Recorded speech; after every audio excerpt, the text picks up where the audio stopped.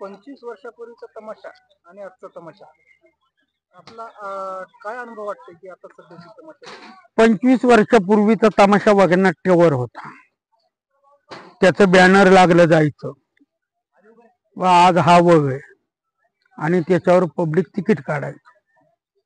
आता फक्त मुलींचे बॅनर लागतात, या मुली मग पब्लिक तिकीट काढत आणि गाणे संपल्यावर उठून जातात. माळेगाव यात्रेमध्ये आपण अनेक वर्षापासून इथे येतात. ह्या यात्रेमध्ये ग्रामपंचायत किंवा जिल्हा परिषदेच्या वतीनं आपली काय सुविधा काय दिल्या जातात? पाणी दिलं जातं, लायसन दिलं जातं, पोलीस बंदोबस्तही दिला जातो. म्हणजे मिळणाऱ्या सुविधा समाधानकारक आहेत का? हे पहा, दुसऱ्या गावात कुठंच हे मिळत नाही, मग त्या मानाने माळेगावचं ठीक आहे. सध्या आपल्या तमाशापडामध्ये किती कलावंत आहेत? आम्ही 52 जण स्टेजवरचे आहोत आणि 60 माणसं इतर आहेत. वर्षातून किती दिवस काम करतायत? 7.5 महिने.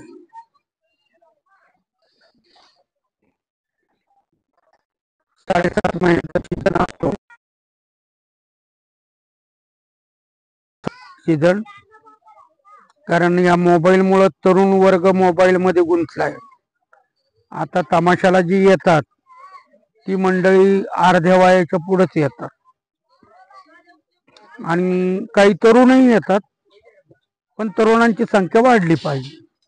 प्रेक्षक म्हणून हल्ली तमाशाकडे थोडस दुर्लक्षित झाले, प्रेक्षक येत नाही, तमाशाला म्हणावाचा प्रतिसाद मिळत नाही. त्याचं मेन कारण काय असू शकतं? मुख्य कारण मोबाईल. हो, दुसरं काय. सर्कस संपुष्टात आली, नाटकं संपली, सिनेमे संपले, मग आता तमाशा त्या ओघात सापडणारच. माळेगाव यात्रेमध्ये तुमचा मुक्काम किती दिवसाचा असतो? आम्ही 3 दिवस अगोदर येतो आणि 5 कार्यक्रम करतो. शासनाच्या दरबारी तुमची नोंद काय? तुम्हाला पेन्शन मिळते ना कलाकारांना. त्यांची नोंद कुठे केली जाते? तिथं सांस्कृतिक विभागात.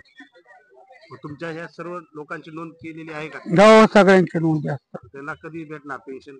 त्यांना 50च्या पुढं, 50च्या पुढे जे आहेत त्यांना मिळते पेन्शन. मग स्त्री असो, पुरुष असो. मुलं आहेत तुमच्या लहान लहान, शिक्षणाचं कसं? नाही, ती 4 वर्षाचे असेपर्यंत संघ असतात. एकदा 5वं वर्ष लागलं की ज्याच्या त्याच्या घरी शाळेत टाकले जातात. पूर्वी असं नव्हतं. पूर्वी विंचवाचं बिराड पाठीशी राहायचं. म्हणजे आम्ही ज्यावेळेस लहान होतो त्यावेळेस तमासगिरांना अशी घरं नव्हती,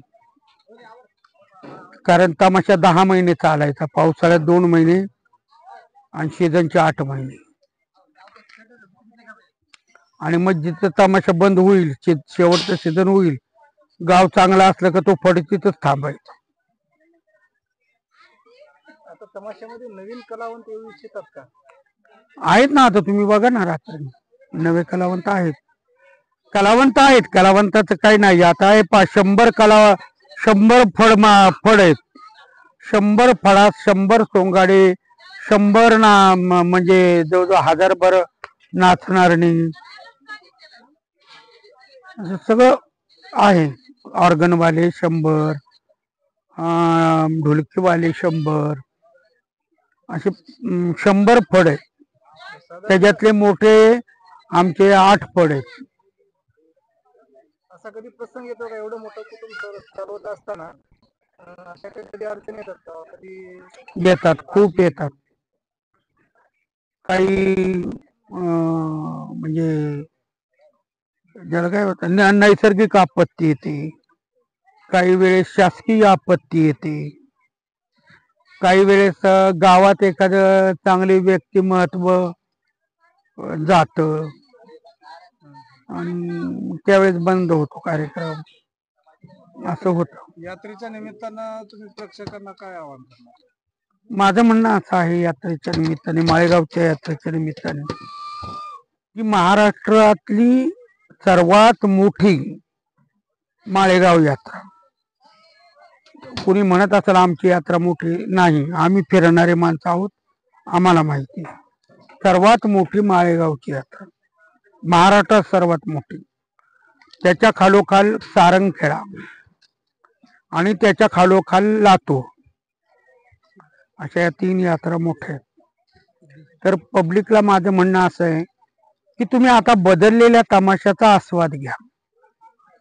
तमाशा पूर्ण बदला. आता तुम्ही जरा रंगमंचावरही तुमचे कॅमेरे मारा. आधुनिक रंगमंच म्हणजे जे मानसी नाईक किंवा गौतमी पाटील, हिंदवी पाटील यांचा जो रंगमंच आहे, तो रंगमंच मी बनवलेला आहे. रंगमंच होते 22 बाय 30 फुट, आता हा 40 बाय 35 फुट आहे. मग एवढ्या मोठ्या रंगमंचावर लाइटिंग तेवढी आलेली आहे, पडदे खूप आधुनिक पद्धतीचे आलेले आहेत, वाद्य खूप आधुनिक पद्धतीचे आलेले आहेत, नवीन मुली आलेल्या आहेत, जुन्याही मुली काही आहेत पण नवीन मुली आलेल्या आहेत, आणि मुंबईच्या काही मुली आहेत, नागपूरच्या काही मुली आहेत, आणि वेगळाच तमाशाचा आता लुक बदललेला आहे. तेव्हा तो आस्वाद नवीन पोरांनी घेतला पाहिजे.